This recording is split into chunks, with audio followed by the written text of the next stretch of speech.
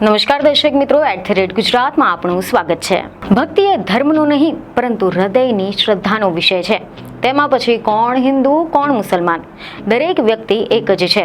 આપણે જોઈએ છીએ કે દરગાહમાં પણ હજારો હિન્દુ આવતા હોય છે, જ્યારે મંદિરોમાં પણ કેટલાય મુસ્લિમો આવતા હોય છે, જે કોમી એકતાનું પ્રતીક કહેવામાં આવે છે।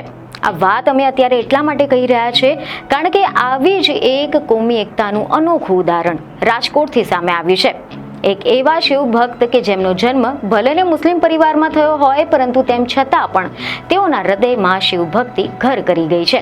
રાજકોટના આ અહેસાનભાઈ રમઝાનમાં નમાઝ તો અદા કરે છે, પરંતુ એની સાથે સાથે શ્રાવણ માસમાં તેઓ પોતાના ઘરેથી પગપાળા શિવ મંદિર જઈને શિવલિંગની પૂજા કરતા હોય છે। છેલ્લા 33 વર્ષથી વધારે વર્ષ થઈ ગયા છે, તેમ છતાં પણ તેઓ પોતાના ઘરેથી 11 કિલોમીટર દૂર આવેલા ઈશ્વરીય મહાદેવના મંદિરે ચાલીને જાય છે અને મહાદેવની પૂજા કરે છે।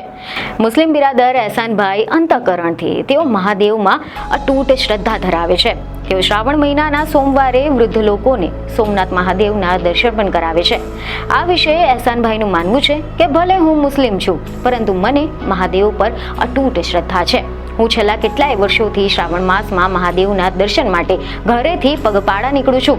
આખો મહિનો ચાલીને મહાદેવના દર્શન કરવા જઉં છું અને અહીંયા આવીને મનોકામના કર્યો તો ચોક્કસથી પૂર્ણ થાય છે। હું હિન્દુ કે મુસ્લિમ નથી, પરંતુ હું તો એક માનવી છું। તમે જણાવી દઈએ કે એવા રિપોર્ટ મળી રહ્યા છે કે કોમી એકતાના સંદેશની સાથે અહેસાનભાઈ એ દિવ્યાંગ, અનાથ, ગરીબ તેમજ ભિક્ષુકોને શ્રાવણ માસના સોમવારે સોમનાથની યાત્રા પણ કરાવતા હોય છે અને આની સાથે જ તેમના ભોજનની પણ ખાસ વ્યવસ્થા કરે છે। અને આમ જોવા જઈએ તો આપણા ભારત દેશ પર આપણા સૌ ભારતીયોને ખૂબ જ ગર્વ છે, કારણ કે ભારત એટલે વિવિધતામાં એકતા। અહીંયા ભલેને દરેક ધર્મના અલગ અલગ લોકો હોય, તેમ છતાં પણ બધા લોકો સાથે મળીને દરેક તહેવારની ઉજવણી કરતા હોય છે।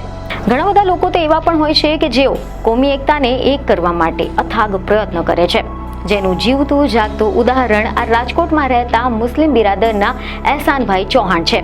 અહેસાનભાઈ ચૌહાણ રમઝાનમાં નમાઝ અદા કરે છે અને શ્રાવણમાં મહાદેવની પૂજા પણ કરે છે। મહત્વનું છે કે હાલ તો શ્રાવણ મહિનો ચાલી રહ્યો છે અને આવામાં શ્રાવણ માસમાં શિવજીની પૂજાનું અનેરું મહત્વ છે, જેથી દેવોના દેવ મહાદેવની સર્વ લોકો પૂજા અર્ચના કરી રહ્યા છે।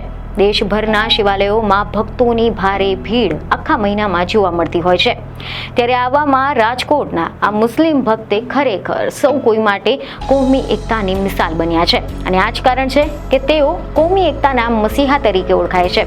એટલું જ નહીં, પરંતુ તેમના ઉચ્ચ વિચારોના કારણે તેઓ લોકોના દિલ જીતી રહ્યા છે અને જ્યારે પણ શ્રાવણ મહિનો આવે છે ત્યારે શિવજીના અનોખા ભક્ત ચર્ચામાં જ રહેતા હોય છે।